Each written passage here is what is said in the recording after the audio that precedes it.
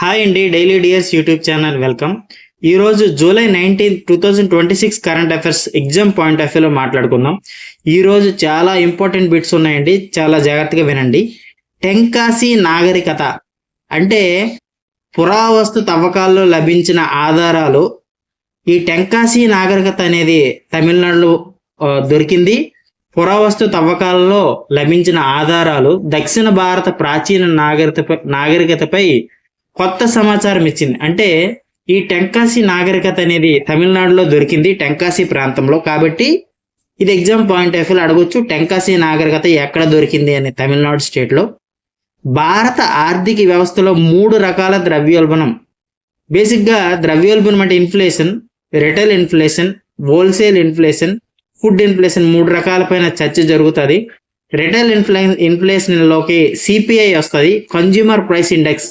ఇది ఎవరు రిలీజ్ చేస్తారంటే ఎన్ఎస్ఓ, నేషనల్ స్టాటిస్టికల్ ఆర్గనైజేషన్.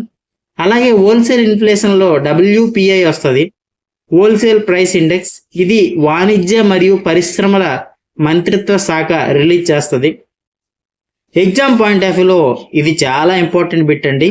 అలాగే ఎంపీఎంఎస్, మొబైల్ ఫోన్స్ మ్యానుఫ్యాక్చరింగ్ స్కీమ్, ఇండియాలో ఈ స్కీమ్ని పెడుతున్నారు. దీనికోసం 62,500 కోట్లు రిలీజ్ చేయబోతున్నారు.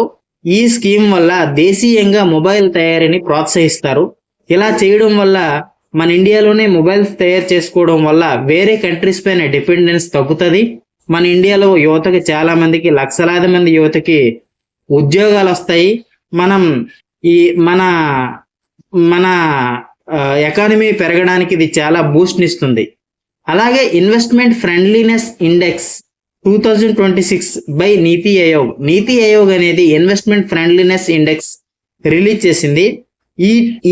ఈ దీంట్లో గుజరాత్, మహారాష్ట్ర, తమిళనాడు టాప్ అండి.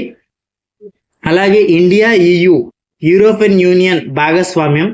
వీళ్ళు ఏం డిస్కస్ చేసుకున్నారంటే ఆర్టిఫిషియల్ ఇంటెలిజెన్స్, ఎలక్ట్రానిక్స్ వెహికల్స్ పైన డిస్కస్ చేసుకున్నారు. ఈ EU హెడ్ క్వార్టర్స్ ఎక్కడంటే బ్రసెల్స్, బెల్జియం లో ఉందండి. ఎగ్జామ్ పాయింట్ ఆఫ్ వ్యూలో చాలా ఇంపార్టెంట్ అండి. ఇలాంటి మరిన్ని కరెంట్ అఫైర్స్ కోసం నా ఛానల్ను చూస్తూ ఉండండి. Thank you.